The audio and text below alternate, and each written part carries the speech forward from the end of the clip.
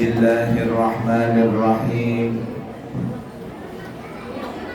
Assalamualaikum warahmatullahi wabarakatuh.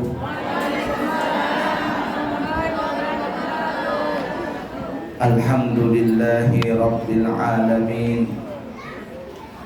Allahumma fassalli wa sallim ala sayyidina wa nabiyyina wa maulana Muhammadin sayyidil anbiya'i wal mursalin wa ala alihi wa ashabihi wa azwajihi wa dhurriyyatihi wa man tabi'ahum bi ihsanin ila yaumiddin, amma ba'du. Bapak Ibu para jamaah sekalian yang disayangi Allah dan dicintai Allah, untuk mempersingkat waktu, marilah kita lanjutkan pelajaran kita, masih berkaitan di dalam masalah al-wudu, yakni berwudu. Pertemuan yang lalu kita telah membahas tentang arkanul wudu, rukun-rukun wudu. Coba kita ulangin pelajaran ya, bulan yang lalu. Ibu-ibu, rukun wudu ada berapa Bu? Berapa? 7. Rukun wudu ada 6. Yang pertama apa Bu? Niat. Niatnya di mana letaknya? Dalam hati. Kapan niat itu di dalam hati dilaksanakan? Pada saat air kena wajah. Niatnya itu bahasa kita saja. Aku niat wudu karena Allah. Cukup sudah seperti itu. Yang kedua apa Bu? Membasuh kaki, basuh tangan, basuh basuh wajah. Mana batasan wajah kemarin yang dibasuh? Dari tumbuhnya rambut sampai bawah akhir jenggot tumbuh sini. Kalau melebar dari ujung telinga kanan sampai ujung telinga kiri. Telinga tidak termasuk wajah, tapi untuk melebihkan di dalam membasuh wajah, sedikit saja melebihkannya, itu hukumnya adalah wajib. Jadi kalau wudu, lebihkan sampai kena rambut, sampai kena telinga, sampai di bawah sini dibasuh. Ujung mata dibasuh, ujung mata yang dekat telinga basuh, ujung mata yang dekat dengan hidung bersihkan, basuh. Karena kalau ada kemarin kita bahas orang berwudu lalu dia tutup mata gini, pas dia buka matanya di sini nggak basah, karena dia tutup rapat begini, pas dibuka di sini nggak basah, maka wudunya tidak basah. Bibir juga begitu, dibuka gini, jangan wudu gini. Pas dibuka bibirnya, di sini nggak basah. Ini merah bibir ini wajib dibasah, wajib dibasuh. Kalau dia wudu begini, pas dibuka sini tidak basah, maka wudunya tidak basah. Basuh wajah, dada, bedak, nggak ada make up. Kalau seandainya wudu bedaknya tebal, langsung membasuh wajah, maka wudunya tidak sah. Karena air wudu yang pertama kali itu menjadi mutaghayyir atau bercampur dengan bedak. Jadi kalau mau berwudu, bersihkan dulu bedak, baru dibasuh. Gincu juga begitu, bersihkan dulu gincunya. Sudah hilang gincunya baru wudu. Udah dipaham kira-kira ya? Nah, Perhatikan itu semua. Yang ketiga apa kemarin rukun wudu? Membasuh tangan. Sampai mana? Sampai siku. Tapi untuk melebihkannya sedikit, hukumnya wajib. Wudu usahakan sampai di sini. Nah, lewat sini. Jangan pas-pas di sini. Lewatkan di sini. Sunahnya sampai setengah lengan. Afdalnya sampai ke teak. Itu ya kemarin. Nah, kalau ibu-ibu berwudu jangan berwudu di tempat umum yang bisa dilihat oleh laki-laki yang bukan mahram, jangan. Jadi berwudu di tempat yang tertutup. Jadi ketika membuka lengan tangan dan sebagainya itu tidak dilihat oleh laki-laki yang bukan mahram. Nah, jadi kanan kiri rukun wudu yang ketiga. Rukun wudu yang keempat. Rukun wudu yang keempat apa, Bu? Halo. Mengusap kepala, bukan membasuh. Kalau membasuh itu dikubui kata orang Banjar. Kalau diusap nggak perlu dibasahin, nggak perlu disiram, cukup tangan dibasahin, dibuang airnya, begini sudah cukup. Nah, kalau orang mengusap kulit kepala sudah pasti wudunya sah. Tapi kalau orang mengusap rambut, maka ini perlu diperhatikan. Kalau ada orang mengusap rambut ketika berwudu, maka syaratnya ada kemarin ada berapa? Ada beberapa, Bu? Lupa pasti. Ada dua. Yang pertama, rambut itu masih bercangkok di kepala.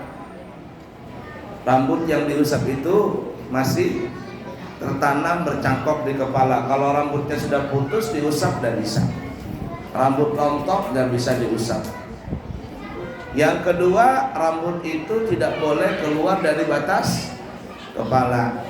Yang di depan, di tengah, di belakang, lari rambut ini menuju ke belakang. Kanan kiri itu rambutnya menuju ke bawah. Kalau seandainya ada perempuan rambutnya panjang, nih, lalu dia berwudu, ketika dia gilir kepala dia usap sininya doang. Nah, wudu ujungnya aja dia usap. Ini sudah keluar dari batas kepala. Apakah wudunya sah? Tidak sah. Perhatikan ibu-ibu, itu penting pelajaran. Nah ya, jadi kalau mau wudu, mau usap kepala yang di atas ini disiram. Ya, kalau mau pakai jilbab buka sini. Ini ada perempuan wudu, jilbabnya nggak dibuka, lalu wudu sini. Nah, sini nggak basah, nih, nggak basah, di sini nggak basah. Itu kayak wudunya artis-artis yang di sinetron itu, sinetron Indosiar. Kalau Indosiar, ketika lagi bertengkar sama suaminya, mendengar suaminya selingkuh kah atau suaminya kawin lagi kah, baru sholat, baru wudu di Indosiar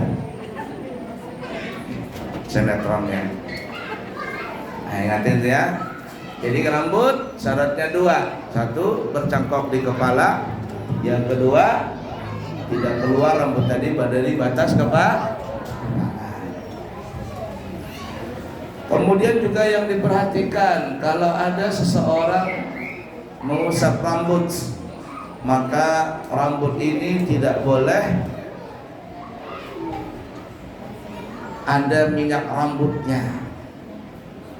Kalau ibu-ibu pakai minyak rambut enggak? Enggak ya. Yang sering pakai minyak rambut laki-laki, Briggs, Gatsby, macam-macam, Tanco, yang punya anak bujang tuh. Nah, bagaimana minyak rambutnya? Kalau seandainya dia pakai minyak rambut, lalu dia usap rambutnya, maka ini tidak sah. Kenapa? Karena air yang di rambut itu bercampur dengan minyak rambut. Ini harus, tidak boleh begitu, harus bersih rambut tadi dari minyak rambut. Udah dipaham kira-kira?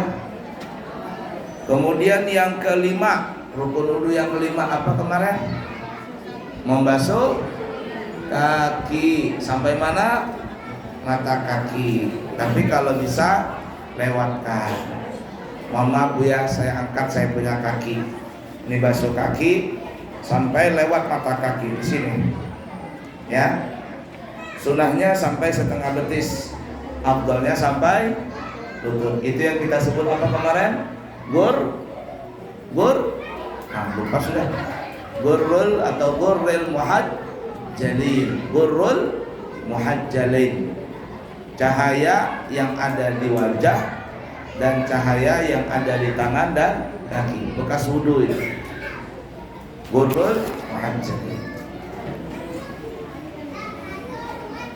Hati-hati yang di tangan, di kaki. Nggak boleh kuku panjang, lalu kotoran di kuku tadi banyak. Kalau kukunya panjang, untuk kotoran di kuku, baik di tangan atau di kaki banyak, ini para ulama banyak, maksudnya ada ulama yang tegas mengatakan wudunya tidak sah. Kenapa? Karena air wudu terhalang dengan kotoran yang menempel di bawah kuku. Begitu juga perlu diperhatikan, tidak boleh pakai kotek, karena kotek itu semacam cat. Ini mencegah, kotek itu mencegah dari air wudu untuk sampai ke kulit kuku. Jadi tidak boleh seperti itu.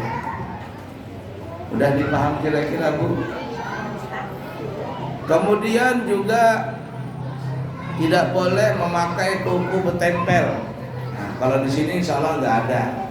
Itu apa namanya, ibu-ibu sosialita. Nah, sosialita apa namanya? Nah, sosialita. Nah, atau anak-anak gadis yang lagi apa kijil-kijilnya jadi orang Banjar.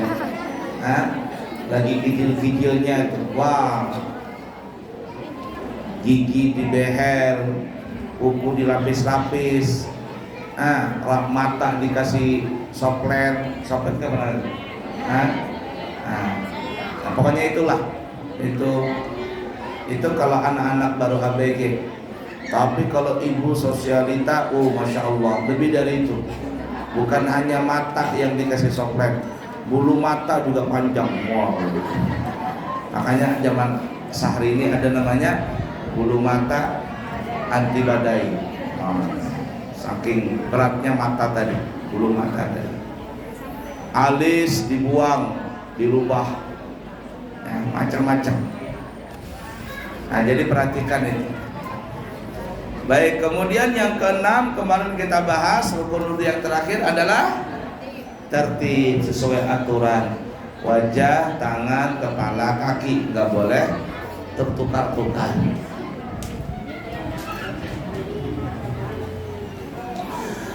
Bagaimana Abu ya telinga? Telinga itu dalam mazhab kita Syafi'i tidak wajib, tidak termasuk rukun, tapi nanti hukumnya sunnah.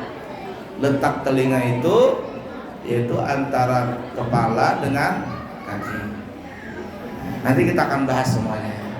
Jadi telinga itu bukan termasuk rukun wudu. Jadi kalau ada orang berwudu setelah kepala langsung kaki, ya wudunya sah-sah saja. Baik, sekarang kita lanjut pelajaran yang baru ya. Coba buka bukunya. Banyak yang belum punya buku. Ayo. Nanti berapa nebus kayaknya? Nebus. Berapa nebus? 10.000. Murah aja Bu. 10.000 murah. Ya. Daripada sampai yang beli bakso 10.000 satu mangkok selesai sudah. Ini 10.000 sampai akhirat pahalanya. Baik, kita bahas ya. Ikutin semuanya. Yang masih goncang kalisan diam dulu. Ya, kalau misalnya ribut sini ribut, apakah yang dibicarakan? Ayo, sunnah wudu. Sunnah-sunnah wudu itu banyak. Sebagian ulama mengumpulkannya hingga mencapai 70 Pak sunnah ini. Nah, nanti sunnah wudu ini ibu-ibu secara garis umum terbagi menjadi 3 bahagian. Yang pertama sunnah-sunnah wudu sebelum berwudu, sebelum membasuh wajah. Nanti kita akan bahas nih. Sunnah-sunnah wudu sebelum berwudu, yaitu sebelum membasuh wajah. Yang kedua, sunnah-sunnah wudu pada saat berwudu. Ini dari membasuh wajah sampai membasuh kaki, ada sunnah-sunnahnya. Yang ketiga, sunnah-sunnah wudu setelah selesai berwudu. Ini setelah membasuh kaki, itu juga ada sunnah-sunnahnya. Seperti berdoa, seperti sholat sunat wudu, tidak mengelap air, tidak diadukin bekas air wudu dan lain sebagainya. Nanti kita akan bahas semuanya itu ya. Kita lanjut ya. Pertama, kesunahan sebelum wudu. 1. Mengucapkan niat sunnah wudu dengan mengucapkan nawaitu sunanal wudu'i. Ini kalau bisa bahasa Arab, nawaitu sunanal wudu, aku niat mengerjakan sunnah-sunnah wudu. Itu sebelum apapun, sebelum mulai apapun, nawaitu sunanal wudu'i, aku niat mengerjakan sunnah-sunnah wudu. Yang kedua, membaca basmalah dan ta'awudz, minimal lafaz bismillah. Itu sekurang-kurangnya bismillah. Tapi yang afdalnya bismillahirrahmanirrahim. Dan maksimalnya a'udzu billahi minasyaitonir rajim. Bismillahirrahmanirrahim. Rabbi a'udzu bika min hamazatis syayatin wa a'udzu bika Rabbi ayyahdurun. Itu bacaan yang paling afdal. Kalau bahasa Indonesianya nih, kalau saya artikan, aku berlindung kepada Allah dari syaitan, dari godaan syaitan yang terkutuk, dengan menyebut nama Allah yang Maha Pengasih lagi Maha Penyayang.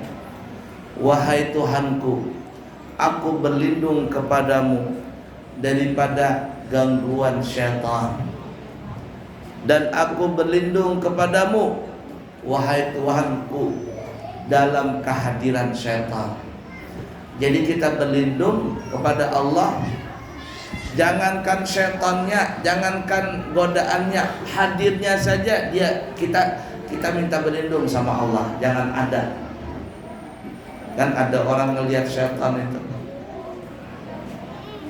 Nah, cuman Bapak Ibu ada berbeda ya. Sebagian para guru mengatakan syaitan, iblis dengan jin itu berbeda, walaupun asal mereka satu. Apa itu? Mereka asalnya satu, yakni diciptakan oleh Allah dari api, jilatan api, bukan dari api, kata ulama jilatan api. Jadi kalau kita ngelihat api itu ya, dia tuh di atasnya itu nah jilatan api itu. Lihat kalau ibu-ibu ke Pertamina, api opornya itu, nah ujungnya ini dia ada api yang terlepas, saking besarnya api itu, nah ujungnya ini. Itulah dari jilatan api itu Allah menciptakan 3 makhluk ini: iblis, Syaitan dan jin. Ini beda. Maksudnya asalnya satu, tapi dari segi wujudnya itu berbeda. Maksudnya berbeda gimana? Gini ya. Adapun iblis itu rajanya. Iblis ini raja, dan iblis ini yang tidak mati sampai hari kiamat. Cuman satu aja orangnya. Yang di zaman Nabi Adam menggoda Nabi Adam dengan Siti Hawa, iblis ini. Dan iblis ini yang tidak mati sampai hari kiamat. Yang tadi dibaca ibu siapa yang baca Quran tadi? Ya. Itu kisah iblis dengan Nabi Adam. Ya. Iblis menggoda Nabi Adam dan akhirnya dikeluarkanlah iblis tadi, dan iblis minta dipanjangkan umur sampai hari kiamat. Itu iblis. Satu aja nggak bisa mati dia. Sampai nanti hari kiamat baru mati. Kemudian yang kedua syaitan. Syaitan ini juga termasuk makhluk Allah Ta'ala yang terbuat dari api. Tapi dia menggoda manusia itu lewat aliran darah. Dia suka menggoda manusia untuk menjerumuskan manusia jatuh dalam bergelimang dosa. Dia membisikkan di hati kita, di telinga kita, di perasaan kita. Itu setan itu. Dan setan ini kata Nabi, dia masuk lewat aliran darah, lewat urat nadi. Tugasnya dia cuma itu, merasukin orang, menggoda orang untuk berbuat jahat, prasangka buruk. Itu setan tuh menggoda. Rasa cemburu, setan tuh menggoda. Apalagi marah, dengki, iri, benci, ya, sombong. Itu semuanya yang menggoda adalah setan tadi. Makanya kata ulama, kalau ingin terhindar dari setan, lawannya setan itu adalah zikir. Ini zikir yang kita sebutkan tadi. Aku berlindung kepada Engkau wahai Allah dari godaan syaitan. Jadi melawan syaitan dengan zikir. Itu syaitan. Kemudian adapun jin. Nah, jin ini terbagi dua. Ada jin Islam, ada jin kafir. Kalau jin itu apapun yang Allah ciptakan dari api itu masuk kategori jin. Jadi apapun yang Allah ciptakan dari api itu masuk kategori jin. Sama juga kita nih, apa saja yang diciptakan masuk kategori dari tanah itu masuk golongan manusia. Manusia. Nah, jin ini sama dengan kita manusia, cuman berbeda alam. Mereka bisa makan, mereka bisa minum, punya anak, punya ini dan sebagainya. Bahkan mungkin saja kehidupan mereka itu lebih canggih daripada kehidupan kita di dunia ini. Makanya itu di Kalimantan Selatan itu ada namanya mitos kota Sarajana. Kota Sarajana bisa jadi itu alam jin di sana, yang dikatakan mungkin mereka lebih canggih daripada kita. Nah, jin ini kalau dia baik disebut jin muslim. Kalau jin jahat disebut namanya jin kafir. Bahasa Arabnya jin, bahasa kitanya hantu. Bahasa kitanya hantu, itu jin tuh. Hantu. Kalau dia bisa berubah wujud, orang kita menyebut namanya siluman. Siluman. Ada siluman ular. Zaman Nabi itu ada sahabat pas pulang perang mau masuk rumah, tiba-tiba istrinya keluar dari rumah, ngejar suaminya. Suaminya menyangka istrinya ini lagi rindu berat. Apa istilahnya rindu berat ya? Kegangangan membahasa Banjar, kangen, langsung lari. Lihat suaminya datang langsung lari peluk. Kata suami, nanti dulu, dilihat orang sini peluk-pelukan di sini. Sabar. Mentang-mentang sudah berbulan-bulan kada melihat laki.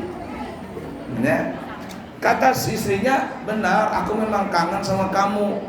Tapi bukan masalah itu aku meluk kamu. Kata suaminya, kenapa? Ada ular di dalam rumah. Jadi istrinya takut. Suaminya langsung masuk rumah. Dibunuhlah ular tadi. Ternyata itu ular siluman. Ular yang bentuknya dari bangsa jin. Setelah itu dibunuh ular tadi, bangsa jinnya marah. Lalu dia balas dendam, istrinya dibunuhnya. Nah, itu bangsa jin. Kalau setan dia tidak bisa membunuh, dia cuma menggoda. Kalau jin ini dia membunuh, bisa melahan manusia.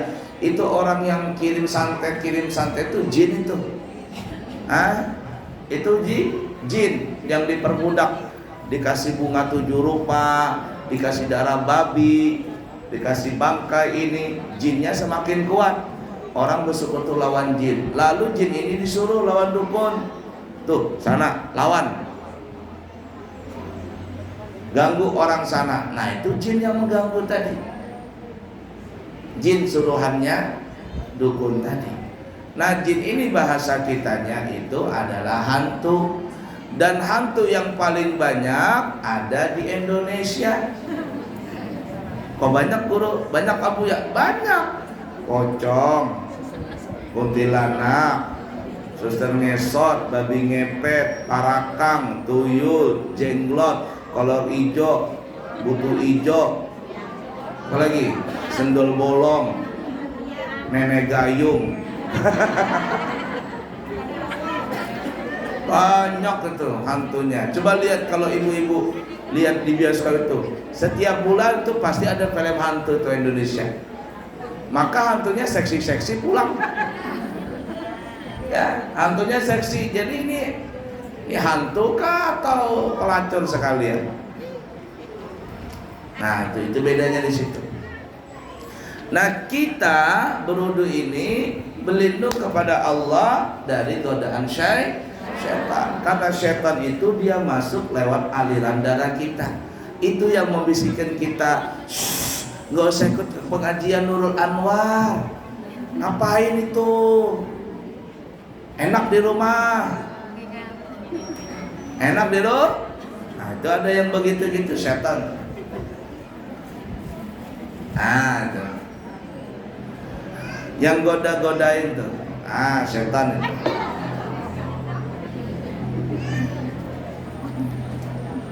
Paham ibu-ibu ya?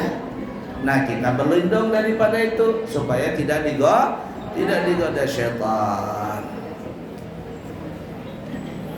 Jadi merusak hati syaitan itu. Ya tadi rasa cemburu, apalagi prasangka buruk, apalagi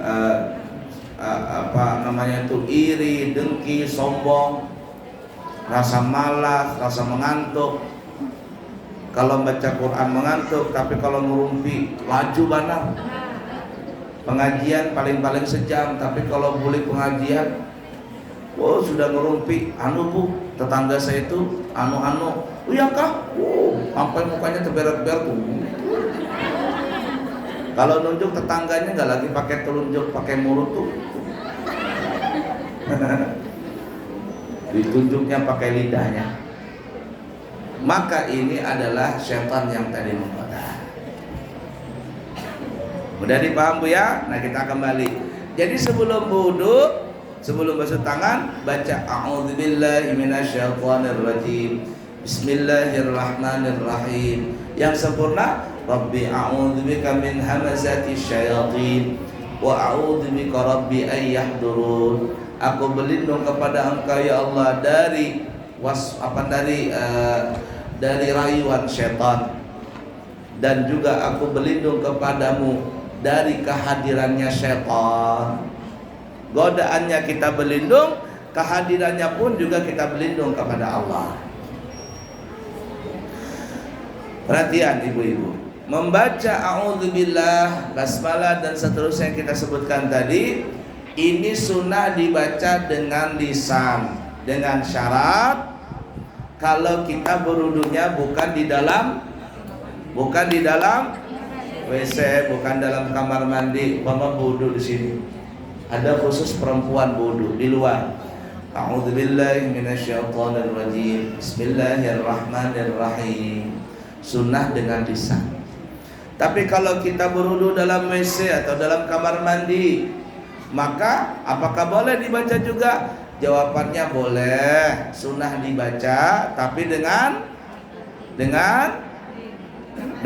ayo Bu, serempak Bu, dengan hati, serempak suaranya supaya nggak mengantuk. Nanti mengantuk. Kalau mengantuk nanti setan yang menggodanya. Nah, dalam hati saja. A'udzubillahi minasyaitonirrajim. Bismillahirrahmanirrahim. Dalam hati. Tapi kalau di luar pakai lisan. Mudah ya? Lanjut, ikutin semuanya. Yang ketiga, bersiwak atau sikat gigi. Nah, jadi berwudu itu Bu, sebelum wudu siwak atau sikat gigi. Dan tidak mesti pakai odol, yang penting sikat gigi saja. Sunnah. Dalam hadis Bukhari dikatakan, laula an asyqa ala ummati la amartuhum bistiwaki inda kulli wudu. Kalau aku tidak memberikan beban berat kepada umatku, niscaya aku akan wajibkan umatku itu untuk bersiwak atau sikat gigi setiap kali mau berwudu. Jadi kalau berwudu sikat gigi dulu. Apalagi habis makan jengkol, makan pete, atau yang bapak-bapaknya habis ngerokok, sikat gigi dulu. Kenapa? Karena kita mau ngadap Allah Ta'ala.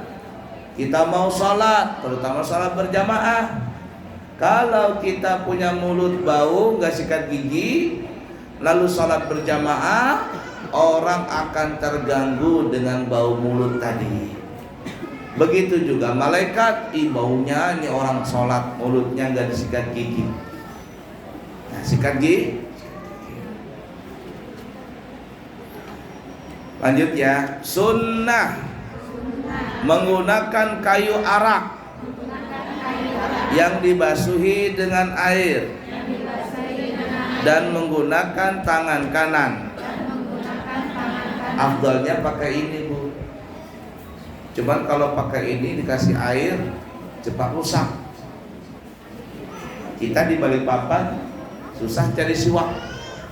Kalaupun ada harganya mahal. Satu gini bisa 15.000. Di Mekah, Madinah 5 real seikat. Banyak dapatnya. Nah, di sini agak mahal. Tapi afdalnya memang kalau berwudu pakai ini dulu. Tapi kalau nggak ada, pakai sikat gigi. Walaupun nggak pakai odol nggak apa-apa, tapi trek gitu.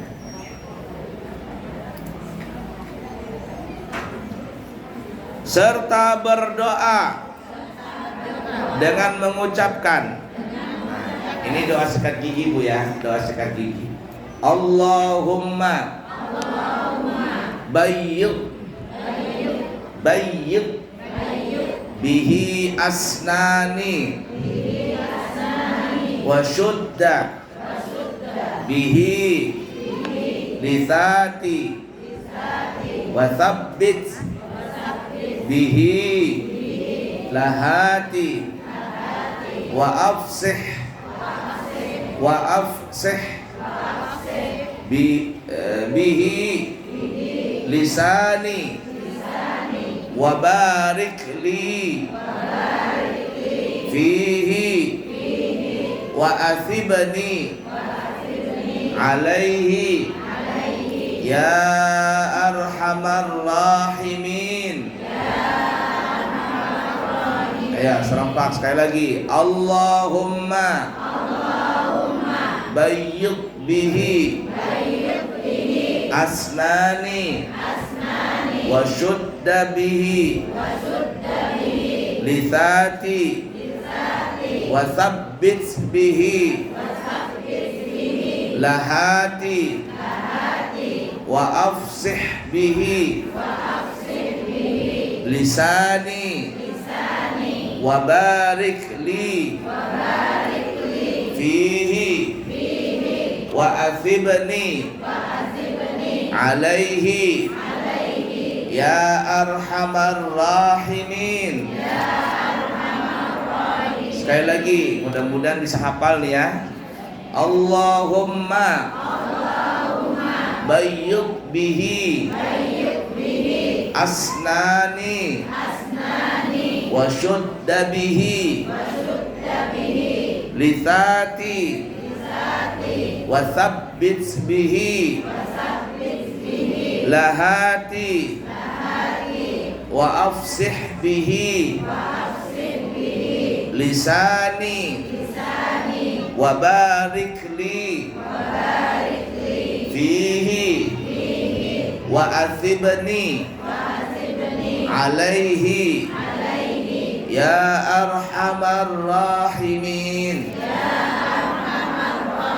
Ya Allah, dengan siwak putihkanlah gigiku, kuatkanlah gusiku, tetapkanlah langit-langit mulutku. Ada juga yang mengatakan tuh nih, apa ngemarannya itu, apa namanya itu, ini nah yang orang Banjar butuh rampungan. Nah itu kalau rusak pun kasihan, mandel. Nah ini butuh rampungan jar orang Banjar. Fasihkan lisanku, maksud di sini bacaanku, bacaan. Berkahilah aku dengan bersiwak, dan berikanlah pahala padaku atas bersiwak. Wahai Tuhan yang paling belas kasih. Nah itu bacaannya Bu, bacaan doa sikat gigi. Allahumma bayyid bihi asrani wa syudda bihi lisati wa thabbit bihi lahati wa afsih bihi lisani wa athibni alaihi ya arhamar rahimin. Wa afsih bihi lisani wa barik li fihi wa athibni alaihi ya arhamar rahimin. Sekali.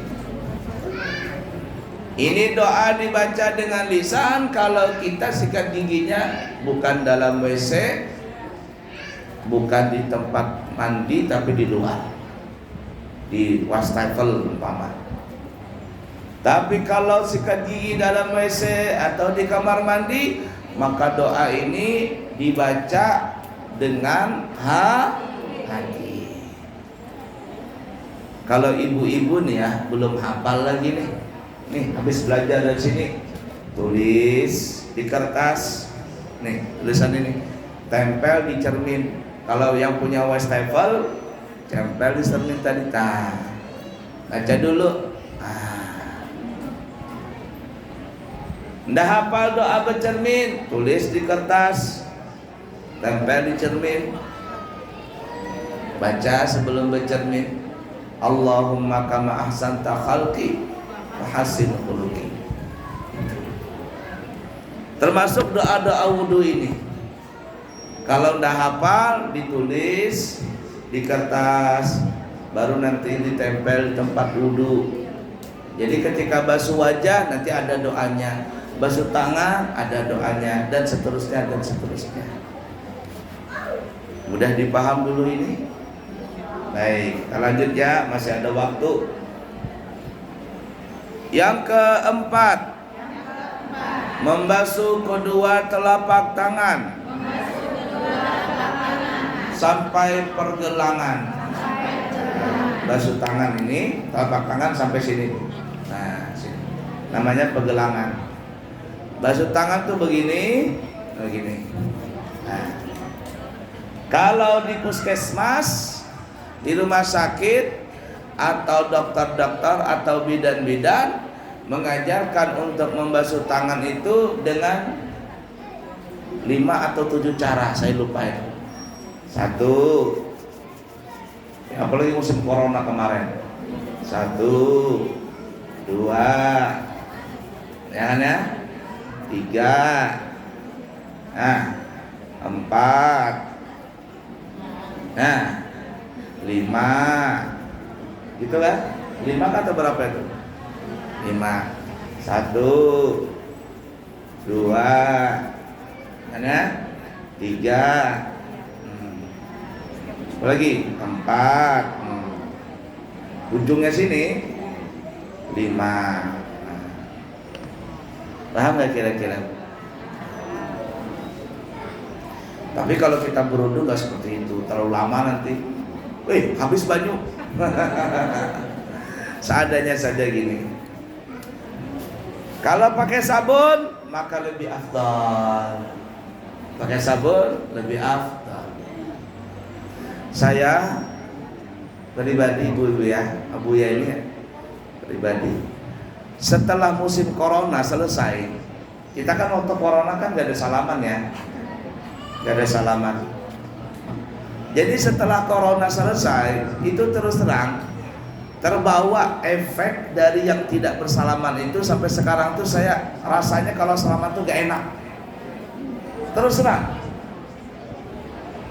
Jadi kalau saya habis salaman sama siapapun, apalagi sama santri itu udah tahu, udah tangannya dari mana-mana aja dia tuh salaman. Itu biasanya saya di mobil, di motor itu ada air, langsung saya basuh. Nggak enak tangan, karena mungkin terbiasa waktu corona itu 3 tahun, hampir 4 tahun ya nggak pernah salaman. Jadi setelah itu kalau salaman sama orang rasanya nggak enak. Jadi langsung basuh tangan, ada sabun langsung basuh. Nah, jadi seperti itu. Tangan ini ibu-ibu banyak kuman.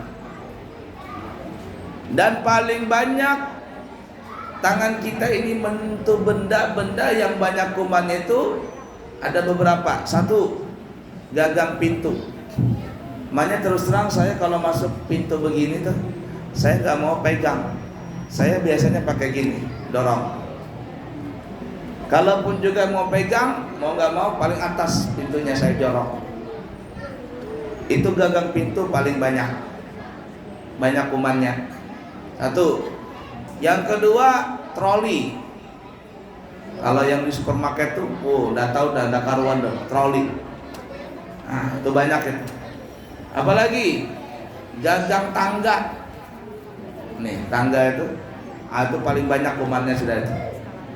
Nah, eskalator, tangga orang naik kemana itu, nih gagang nih paling banyak itu. Apalagi yang banyak itu, duit, uang tuh, itu paling banyak kuman. Makanya terus terang ibu-ibu, saya kalau sholat di kantong ini nggak ada duit. Jadi kalau ceramah begitu, habis itu dikasih orang amplop, itu amplop tak taruh di tas.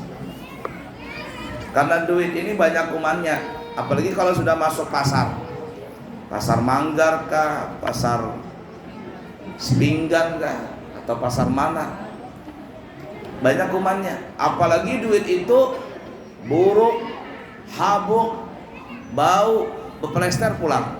Itu paling banyak kuman sudah. Nah, dianjurkan cuci sebelum wudu nih. Dan begitu juga Nabi menyarankan untuk mencuci tangan kalau bangun tidur. Jadi kalau kita bangun tidur sebelum beraktivitas memegang benda-benda apapun, Nabi menyuruh untuk mencuci tangan. Usahakan pakai sabun kalau zaman sekarang.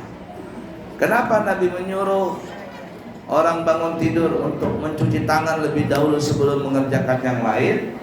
Jar Nabi, apa jawaban jar Nabi? Alasannya karena kalian tidak tahu di manakah tadi malam tangan kalian tidur.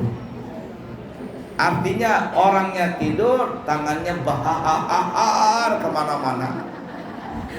Entah laki, entah bini kemana-mana, kabahar. Paham aja maksudnya?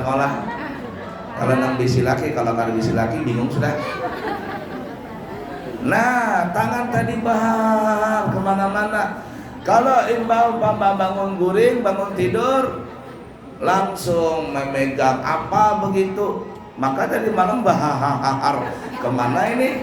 Megang gelas kah, apakah? Habis kumannya nang bahar, pindah ke situ.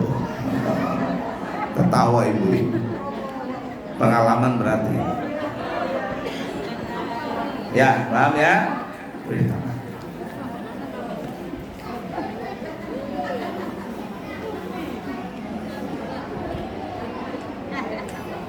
Baik, kita lanjutkan. Secara bersamaan. Nah, jadi cuci tangannya bersama bu, jangan satu-satu. Jangan, langsung sama-sama. Dengan berdoa. Apa doanya? Ikutin ya. Allahumma inni as'alukal yumna wal barakata wa a'udzubika minasyu'mi wal halakati. Allahumma inni as'alukal yumna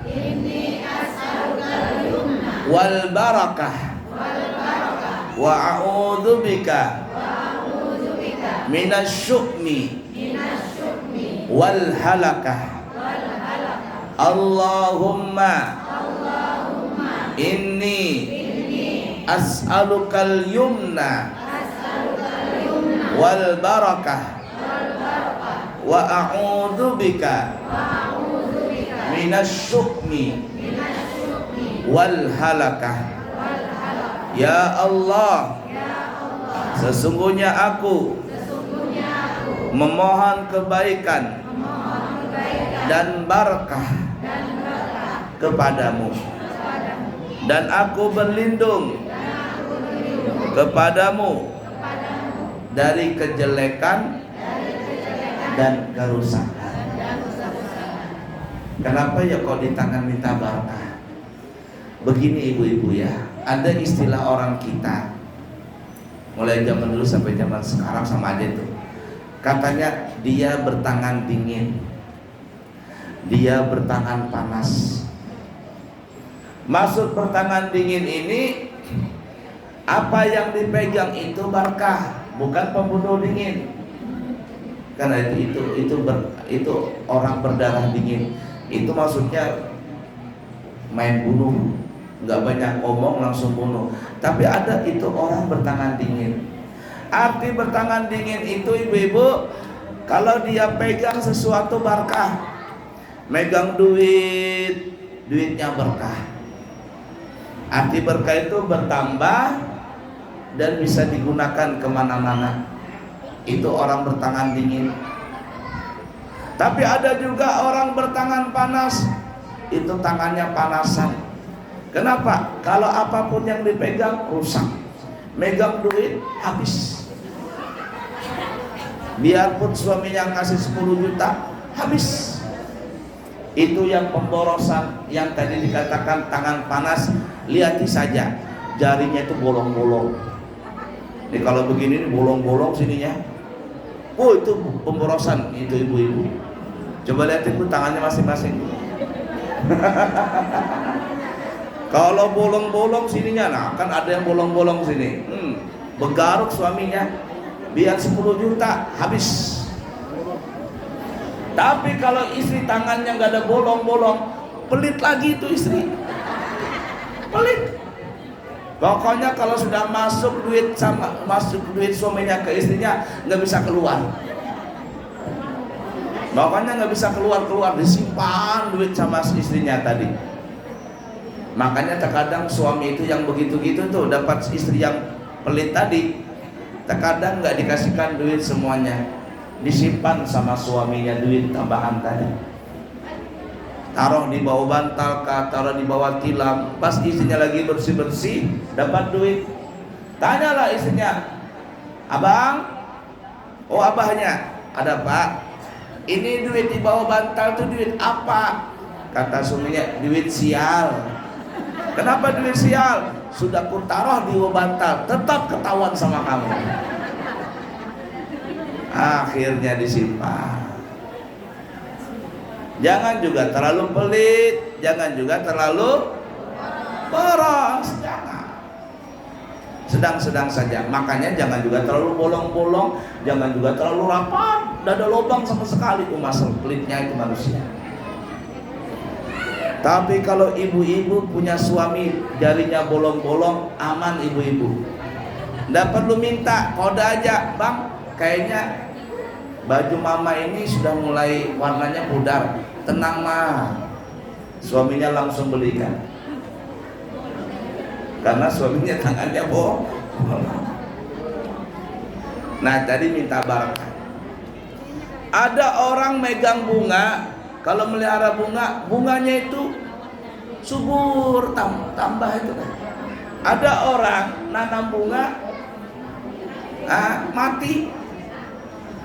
Kenapa? Karena tidak cocok tadi. Itu yang minta barakah tadi.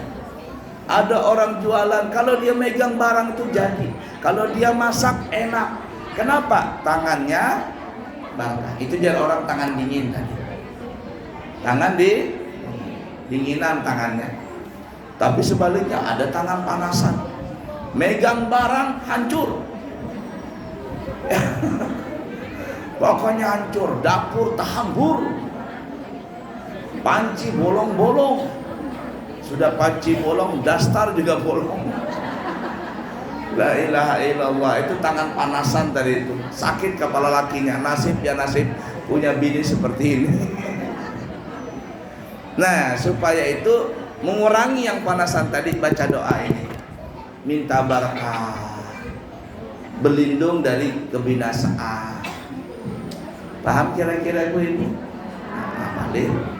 Kalau nggak hafal, ditulis satu-satu. Nah ini doanya banyak nanti, ditempel di cermin, di kaca. Nah baca itu. Di Amburawang itu saya sudah ada bikin bukunya khusus. Ada bukunya khusus bacaan doa-doa tadi. Jadi kalau ibu-ibu mau beli bukunya yang tebal segini, itu sudah saya rangkumkan doa-doanya. Tinggal beli, bacain. Atau kalau nggak mau baca, lepas, tempel di kaca. Tinggal baca doa itu. Dijual di pesantren. Dan anak-anak santri itu wajib menghafal doa-doa itu. Doa dari bangun tidur sampai tidur kembali. Hafal, wajib hafal. Dan itu diujikan setiap tahun. Bukan hanya hafal, diujikan, dipraktekkan setiap hari. Mudah dipaham kira-kira. Nah kita baru sampai membasuh kedua telapak tangan.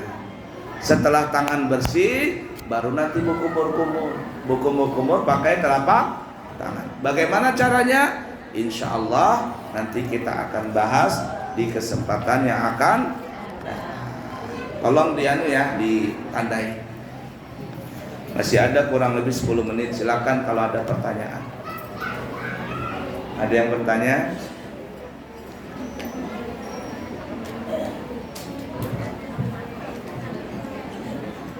Ada yang bertanya kamu? Bertanya ada? Silahkan Bu, ada waktu masih. Dada. Ya siap.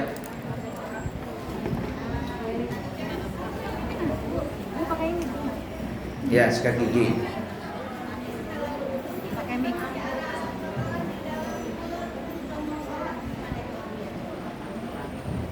Dikeluarkan saja. Nggak batal sholatnya. Kan belum sholat kan? Jadi nggak apa-apa. Jadi kalau habis sikat gigi umpama mungkin sikat giginya kurang bersih atau tadi keburu cepat-cepat, tiba-tiba masih ada sisa makanan, ya keluarkan saja sisa makanan tadi. Tidak membatalkan wudu dan ya nggak ada apa-apa, tidak ada masalah. Ya, baik. Ada lagi pertanyaan? Ada pertanyaan lagi Bu, dipersilakan.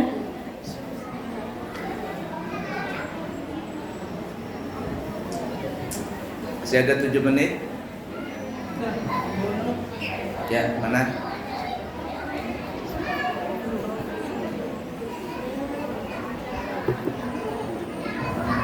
Masih ada?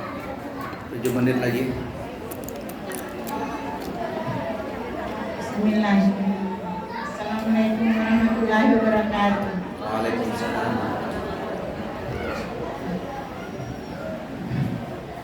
Ustaz, saya mau bertanya. Saya dari Masjid Taklim Mustul Al-Iman. Nggih.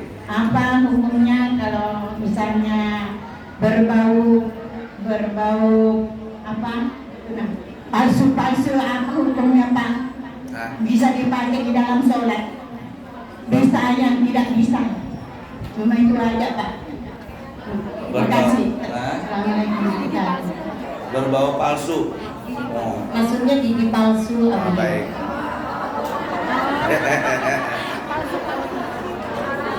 Gini Bu ya. Begini Pak Ustaz. Ya. Terutama bulu mata palsu. Hei, palsu. Ya, sejenis palsu-palsu lah. Ya. Apa hukumnya itu bisa dipakai di dalam ibadah? Ya. Itu aja Pak. Baik. Mudah-mudahan suaminya jangan palsu juga.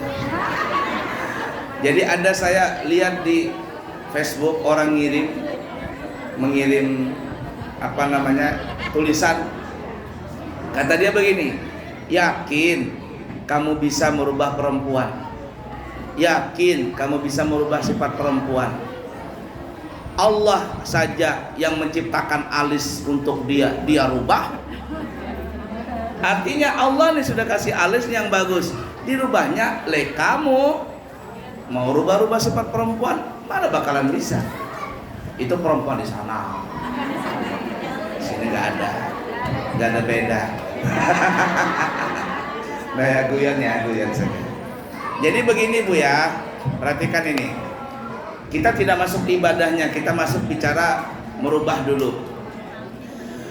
Merubah bentuk tubuh itu ada yang dibolehkan, ada yang tidak dibolehkan. Yang dibolehkan satu, sumbing. Sumbing. Ini kan sumbing gak bagus. Ini dioperasi, ini boleh. Sumbing nih ya, ini boleh dioperasi, boleh. Itu gak berdosa, itu boleh. Kemudian apalagi? Gigi patah, itu boleh. Umpama ditambal ya atau diganti. Asalkan yang sudah lama sudah tidak ada lagi. Lain yang bagus, ini bagus, dicabut diganti, haram hukumnya. Ya, haram hukumnya. Kemudian apalagi? Yang bukan merubah ya, tapi membaguskan. Rambut umpama, ibu-ibu rambut kemudian dikepang 2 atau di apa, itu tidak ada masalah memundur rambut, asalkan nanti ditutup kalau keluar rumah memakai hijab. Tapi kalau di depan suami, ayo hendak rambut gaya apapun terserah saja. Kemudian apalagi? Mewarnai rambut. Kalau mewarnai rambut selain warna hitam itu boleh. Ibu-ibu walaupun hidung pesek, kulitnya nggak glowing banget, tapi rambutnya kepingin orang barat, warna jagung kah, maksudnya bulu jagung nih ya, pirang kah, ayo boleh aja, asalkan suaminya suka. Tapi kalau warna hitam, rambutnya sudah putih berwarna hitam, perempuan tidak boleh mewarnai dengan warna hitam kecuali suaminya mengizinkan mewarnai dengan warna hitam. Yang punya suami, tapi yang sudah tidak punya suami, sudah warnanya putih, sudah terima takdir lah, rambut tadi putih itu disemir. Nah dalam kondisi ini masih boleh. Yang tidak boleh bahkan cenderung haram, satu, operasi plastik ya. 2, merubah alis, cukur alis, tempel atau dikerik. Apalagi dicukur habis dikasih ganti tato, sulam alis, sulam bibir, apalagi itu semuanya hampir masuk dalam kategori haram. Kenapa? Karena merubah ciptaan yang sudah ada dari Allah Ta'ala. Mudah dipaham kira-kira Bu ya. Dan kalau seandainya dia masuk seperti itu, lalu untuk mempercantik dan ingin dipamerkan ke orang lain, ini masuk dosanya dua. Dosa yang kedua namanya dosa tabarruj. Tabarruj itu kalau bahasa Banjarnya baagak di depan orang lain. Tabarruj namanya, baagak di depan orang lain. Ya tadi di depan laki, ya Allah, dasarnya bolong-bolong, pakai bedak apa namanya, pupur dingin. Ketika laki hendak mencium kelimpanan mata laki, kenapa? Bedaknya rontok. Tapi ketika pengantenan, ya Allah, merah, kuning, hijau, ya bibirnya digini-ginikan, diawan. Ini masuk tabarruj namanya. Tabarruj. Minyak harum berlebihan, jangan. Mudah dipaham ya? Nah, yang seperti itu haram. Kalau dibawa ke ibadah, ya ibadahnya kalau syarat dan rukunnya sempurna, sah-sah saja, tapi masuk dalam tabarruj tadi. Tabarruj itu bahasa Banjarnya baagak di depan orang lain. Tahu baagak nggak, Bu? Nah, apa bahasa Indonesia ini? Bahasa Balikpapan. Narsis, MPO. Kalau bahasa saya masih kecil, MPO, minta perhatian orang lain. Nah, CP-CP, nah itu, cari perhatian orang lain. Anak-anak namanya CP-CP. Kalau saya masa kecil namanya MPO, mencari perhatian orang lain. Baik, sisa 2 menit ya, cukup ya. Insya Allah kita ketemu nanti di bulan depan, di minggu ketiga hari Sabtu, atau nanti tergantung pengumumannya. Kemudian siapa yang kepingin berangkat umroh tanggal 30 November, masih ada waktu nih ya. 30 November 12 hari, harganya 32 juta, sudah dari Balikpapan. Kalau ada yang kepingin berangkat dengan saya, segera mendaftar ya. Kalau ada 10 jamaah, gratis 1. 10 jamaah gratis. Siapa tahu ada 10, ayolah gratis 1 ya. Nah, jadi seperti itu. Cukup sekian, semoga ada manfaatnya. Subhanakallahumma wa bihamdika asyhadu an la ilaha illa anta astaghfiruka wa atubu ilaik. Wa akhiru kalam, wassalamualaikum warahmatullahi wabarakatuh.